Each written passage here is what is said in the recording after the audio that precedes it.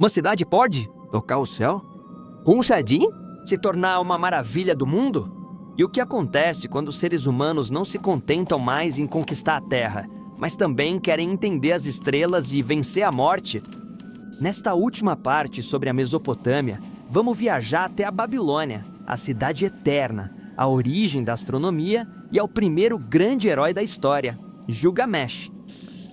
Babilônia, cidade eterna. Além do tamanho, a Babilônia ultrapassa em esplendor qualquer cidade do mundo conhecida até hoje. Isso foi o que o grande viajante Heródoto de Halicarnasso disse em 450 a.C., quando chegou à Babilônia. Heródoto foi um grego que viveu no século V a.C. e é considerado o primeiro historiador do mundo. A antiga cidade de Babilônia foi o lar de uma das 7 maravilhas do mundo antigo. Vários jardins foram construídos nas paredes, de forma que pareciam estar flutuando no ar quando vistos de longe. Essa maravilha foi chamada de os Jardins Suspensos da Babilônia.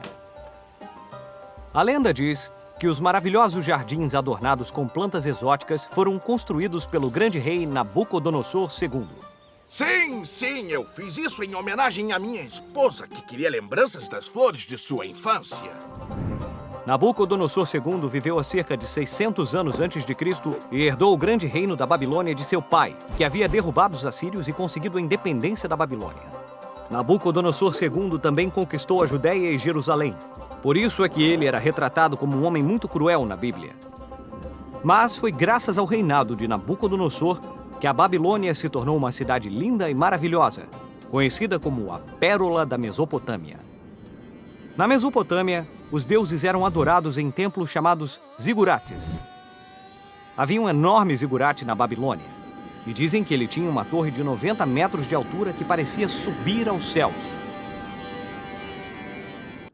Você se lembra da primeira vez que olhou para o céu à noite e ficou em silêncio? Com os babilônios aconteceu algo parecido. Astronomia.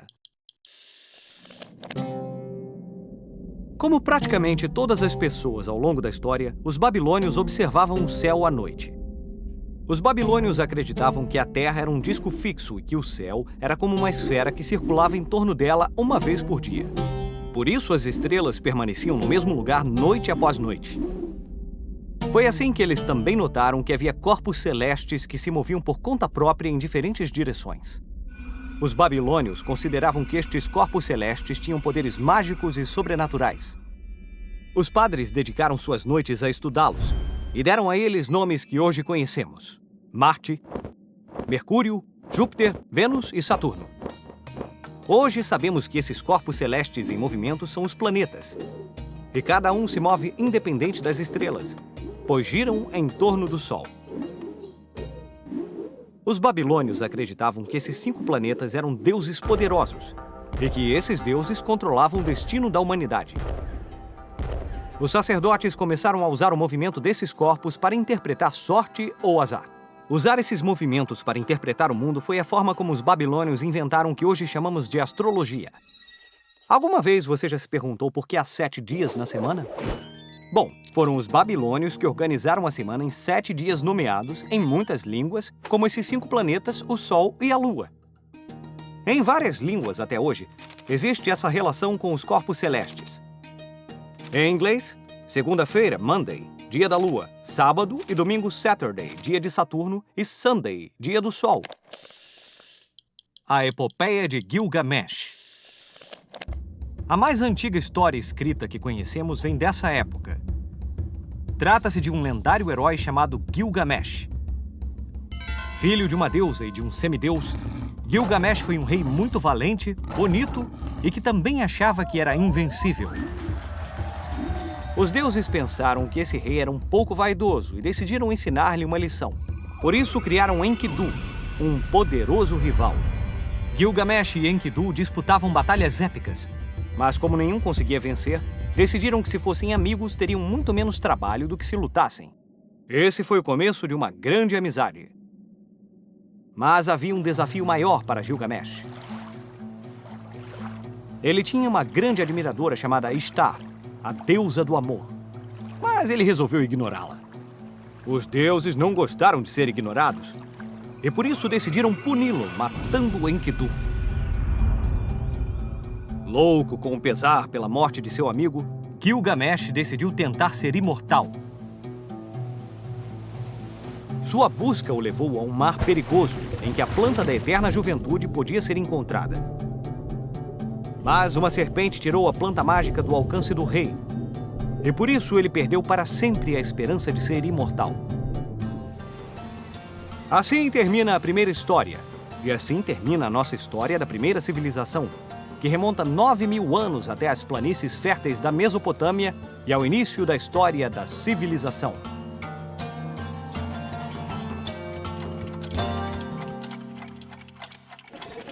Vamos usar nossa bússola do tempo para descobrir mais sobre as pirâmides.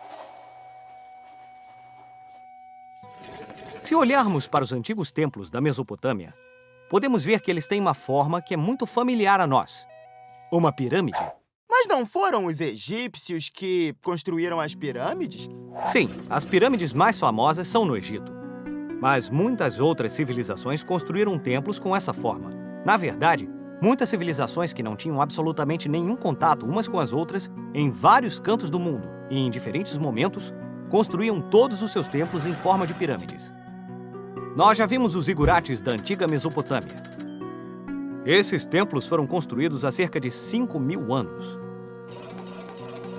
No mesmo momento em que as grandes pirâmides estavam sendo construídas no Egito, os mesopotâmicos também foram construindo seus magníficos templos zigurates. Cerca de 2.600 anos depois, do outro lado do globo, uma civilização que nunca tinha estado em contato com o Egito ou com a Mesopotâmia estava construindo os próprios templos em forma de pirâmide. A civilização Maia.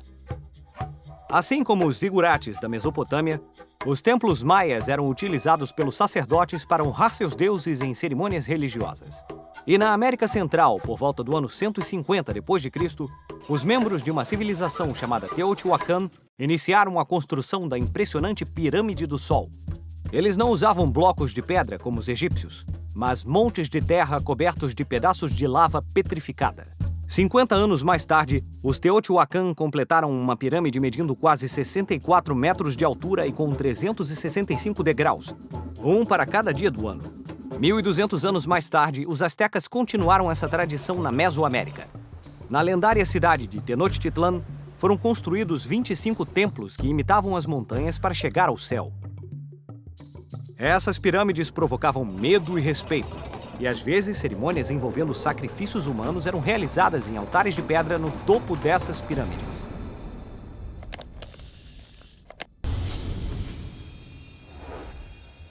E lembre-se que tudo é surpreendente quando a gente tem vontade de aprender.